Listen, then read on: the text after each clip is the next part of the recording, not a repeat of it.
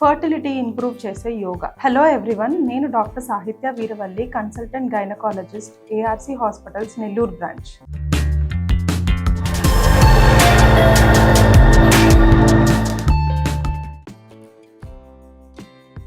అసలు యోగా మనకి ఏం చేస్తుంటది?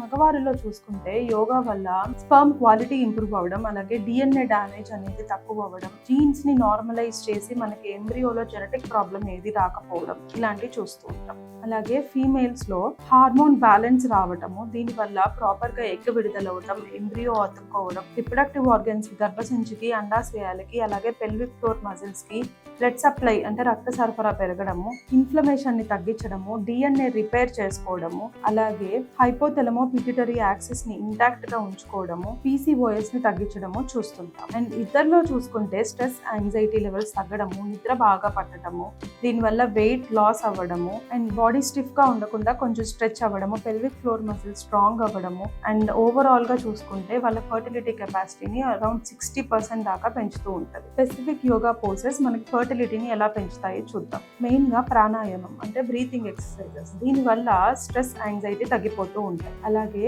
సూర్య నమస్కారాలు ఒక 12 సైకిల్స్, ఈచ్ 12 పోజెస్ చేయడం వల్ల బాడీ బ్యాలెన్స్ అనేది ఉంటుంది. బటర్ఫ్లై పోజ్, ఇది కూర్చొని చేసే పోజ్ అన్నమాట. దీనివల్ల మనకి పెల్విక్ ఫ్లోర్ మజిల్ స్ట్రాంగ్ అయ్యి పెల్విక్ ఆర్గన్స్ కి బ్లడ్ సప్లై అనేది పెరుగుతూ ఉంటుంది. Leg up the wall pose అంటే దీనివల్ల లింఫాటిక్ సప్లై పెరిగి చెడు రక్తం అనేది ఎప్పటికప్పుడు క్లీన్ అయిపోతూ ఉంటుంది. డౌన్వర్డ్ ఫేసింగ్ డాగ్ పోజ్, దీనివల్ల తల భాగానికి బ్లడ్ సప్లై పెరిగి హెడేక్ తగ్గిస్తుంది, అలాగే నిద్ర బాగా పట్టి యాంగ్జైటీని తగ్గిస్తుంది.